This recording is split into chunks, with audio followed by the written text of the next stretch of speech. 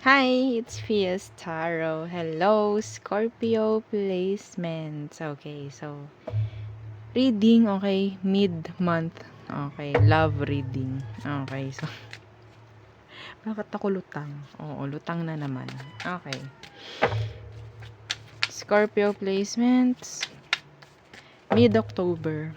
Love reading. Yan. Okay, so syempre, before tayo mag-start, kung hindi ka pa nakakapag-subscribe, please do subscribe and hit the notification bell para lagi po tayo maging updated sa mga mangyayari pa lang. Okay, and yeah, don't forget na mag-follow sa atin pong FB page. And kung meron pong tanong pagdating sa private reading, message lang po tayo sa atin pong FB page for more info. Okay? That's Fias Tarot. Same name lang po ng ating channel kung inyong isi-search. Okay? So, yeah. Scorpio placements. Anong meron? The person on your mind, anong meron ngayon? Okay. Oh, shocking. Oh, nakaka-shock. Turmoil, trouble, unexpected. Okay. Saan ba yan? Okay. Shocking. Paanong shock? Okay. Patingin ng na-shock. So, what else? Scorpio. Para itong energy mo. Kung makikita natin sa tower, may, parang meron dong lightning, no? Shock. Parang ganan. Energy mo to, I guess. So, next is escaping. Okay, avoiding, blocking, pushing away. Ooh.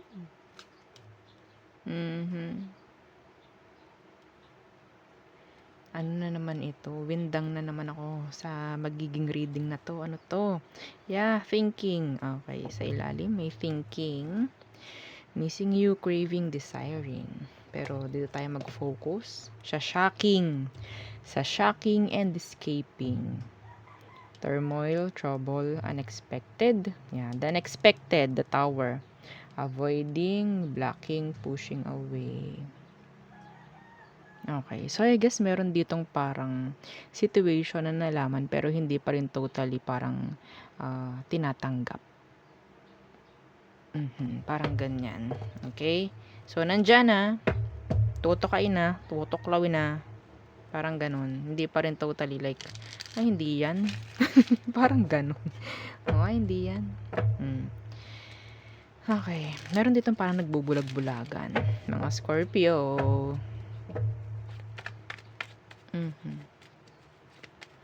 Tingnan natin. Ano bang meron sa situation? Yeah, the 8 of Wands in reverse. Delays. Okay? Delays. What's with the 8 of Wands? Some of you, ang tawag dito, merong block. Okay? Sa messages, yan. Tapos, Ace of Cups in reverse. Oh. Meron ditong parang isang dahilan, like, na nagko-cause ng delay sa offer ng love.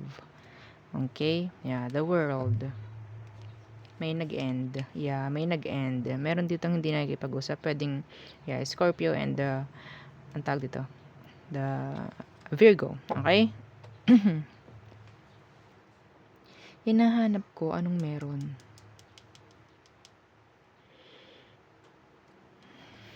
Okay. Ano bang meron pagdating sa emosyon? Now, tingnan muna natin anong meron sa taong to. Anong meron sa taong to? Nakakaramdam ako dito na parang nireject.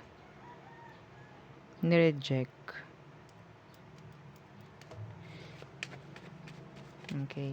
Anong meron sa taong to na iniisip mo ngayon, Scorpio? The moon in reverse. Pwedeng Pisces. May nalaman. Yeah. May nalaman ka.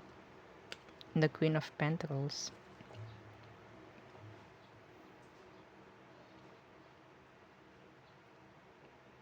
Itong taong 'to parang tanggap lang ng tanggap, bigay lang ng bigay. Some of you, meron eto specific ha, ito specific Scorpio. Iba sa inyo, alam nyo na itong taong ito is may mga responsibilities. Some of them, pwede silang single parent, okay, single mother, single father, mga ganyan. So, parang ito yung naging dahilan like, ha? Oh, parang ganyan. What? Oo. May anak ka na? Oh, parang may ganyan. What? Or ano yun na, specific yun ha, hindi yun para sa lahat. Like, may dahilan kung bakit, tawag dyan, may dahilan kung bakit naitigil, no, yung pag-offer ng love. May pagdistansya kasi. Okay? May dahilan itong taong ito kung bakit niya itinigil yung pag-offer or sabihin nating hindi na niya itinuloy yung pag-offer. What? Parang ganyan. Okay. Parang gano'n. Okay, sige. Ayun, parang ganyan, Puwedeng itong person mo na 'to, nag-open na. Puwedeng vice versa, ang reading, don't worry, okay? So, it's like, alam mo kasi, puwedeng may nag-open up, eh. Ganito kasi, meron akong ganito, may ganito na ako, may ganyan, whatsoever. Ay, talaga? So na-shock yung isa. Ay, okay. Kinuwento. Oo, para maintindihan, 'no? Hindi ko nga alam kung naintindihan niyo, eh. Okay, tingnan natin. Anong emosyon niya pagdating sa'yo? Naging open itong taong 'to, na nag-cause ng parang, "What?" Ayan, parang ganyan. Naging open siya. Emosyon niya towards you. The Five of Pentacles, yeah. So, I think, parang nagiging needy sila sa connection. Okay? Always like begging or sabihin natin hinahanap-hanap ka, mga ganyan. The Five of Pentacles, yeah. The Page of Cups, they want you. Yeah, they want you. Pero, itong taong to, pwedeng tinatago na lang din or nagiging careful na lang din, no? Sa emosyon niya towards you. Yes. Kasi pwedeng i-reject mo to or sabihin nating nararamdaman ng taong to yung pagdistansya mo, Scorpio. Okay. Yeah. So, tingnan natin, ano ba ang emosyon mo for them. Okay, emosyon mo for them. The Nine of Swords in reverse. Okay, and the King of Cups. The Two of Wands at the bottom of the deck. So, there's confusion. Some of you, minahal mo to. Some of you. Pero yun nga lang, dumating sa puntong may nabigla. Okay, nabigla. What? Parang ganyan. Pwede kasing hindi rin to naging open talaga agad-agad, eh. No? Wait lang po, ha? Okay. So, emosyon mo, Scorpio, meron. So, siguro, dumating lang talaga sa punto, no, tulad ng sabi ko kanina, na parang na-shock ka.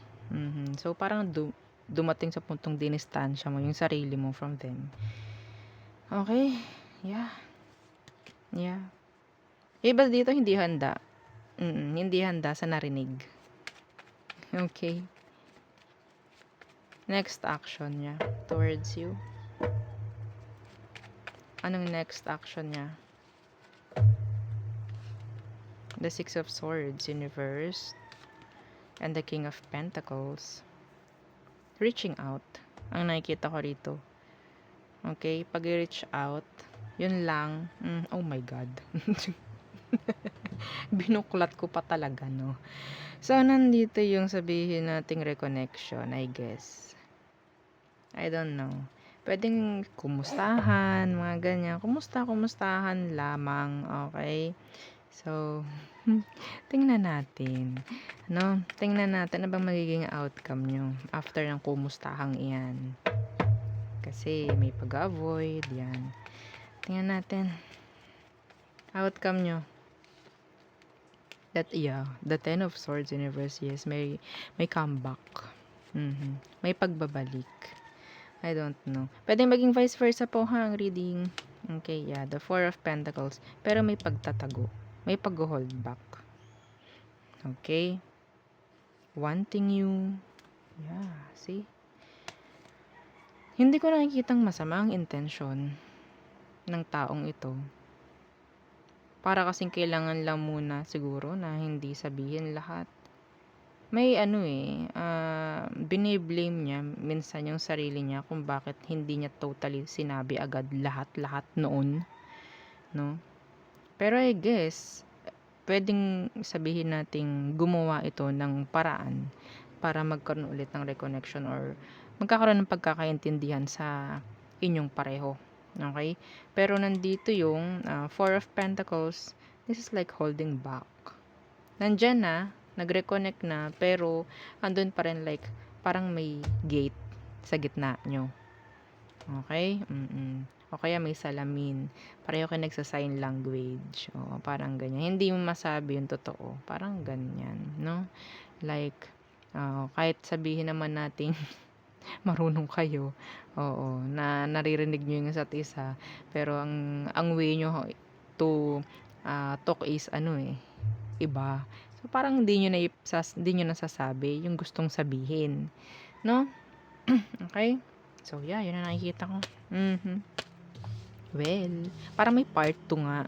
Part 2. Tingnan natin, no? Maybe sa tawag dyan, end of the month reading. Nasa mid pa lang tayo. Okay? Nasa mid pa lang. So, tingnan natin. Okay. Scorpio, Aries through Pisces. Okay. Aries through Pisces for Scorpio placements. Okay. Aries, indecisive. Okay. Delaying their actions. Taurus, they want you. Okay, they want to get your attention. Gemini, ooh. Okay. Nagseselos tong Gemini na to, lalo na kung nakakakuha ka ng ang tawag dyan, ng attention from other people. Nagseselos to. May drama. Ako nakikita with this Gemini. Cancer, okay, so some of them pwedeng may mga pagbabago nang nangyayari or gusto nila na pagbabago sa situation. Some of them, they want to talk. Okay? They want to communicate. Leo. Okay. Gusto niya maging free. Yes. Well, itong taong to, kung marami sinabi sa ito, wala akong nakikitang pwedeng sundin. Okay? Like, ang tawag dyan, i-grant. Mga ganyan. Okay? Virgo. Okay, they feel intimidated. Yeah. Na-intimidate sila. Some of you may third party dito. Okay. Libra, they're moving forward. Like, pinipili nilang mag-move on. Pero, kahit sabihin nating napaka labo, pero pinipili nilang mag-move on. Yes. Some of them, kailangan ng closure. Scorpio. Oh. Si Scorpio, pwedeng pinipigilan nito yung sarili niya na bumalik. Okay? Sagittarius, indecisive. Hindi nila alam kung paano magiging responsible. Capricorn, they want you. Kung kausap mo to, gustong-gusto ka niya palaging kausap. Okay? Kung hindi man, para siyang may crush sa'yo. Aquarius. Okay. So, 1 minute, hihintayin ka. 1 minute, aalisan ka. Yes. Para siyang hot and cold. Parang ganyan.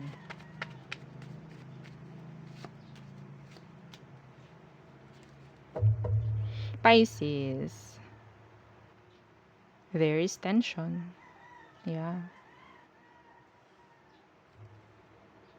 Parang nahihirapan ito na parang totally lumayo sa'yo.